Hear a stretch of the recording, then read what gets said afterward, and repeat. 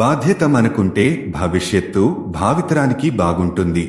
అధ్యాయం 3 శిక్షలు. అధ్యాయం 3 సంహిత క్రింద వివిధ శిక్షలను వివరిస్తుంది. న్యాయం, నిరోధం మరియు పునరావాసం కోసం వాటి రకాలు, షరతులు మరియు దరఖాస్తులను వివరిస్తుంది. శిక్షల వివరణ. భారతీయ న్యాయ సంహిత 2023లోని శిక్షలు అనే అధ్యాయానికి స్వాగతం. ఈ అధ్యాయం చట్టపరమైన కోడ్ క్రింద విధించబడే వివిధ రకాల శిక్షలను వివరిస్తుంది. వాటి స్వభావం మరియు దరఖాస్తును వివరిస్తుంది. అధ్యాయం శిక్షల యొక్క సాధారణ అవలోకనంతో ప్రారంభమవుతుంది. వాటిని విధించే సూత్రాలను వివరిస్తుంది. ఇది న్యాయం, నిరోధం మరియు పునరావాసం యొక్క పరిశీలనలను కలిగి ఉంటుంది.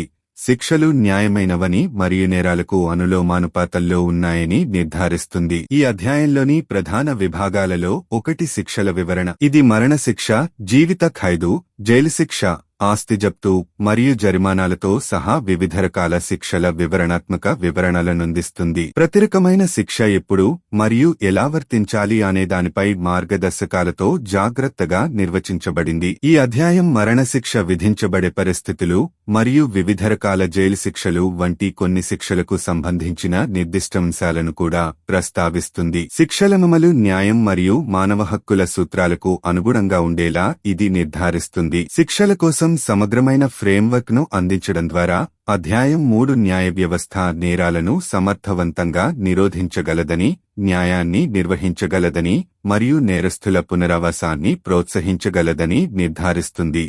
సమాచారంతో ఉండండి, సౌకర్యంతో జీవించండి.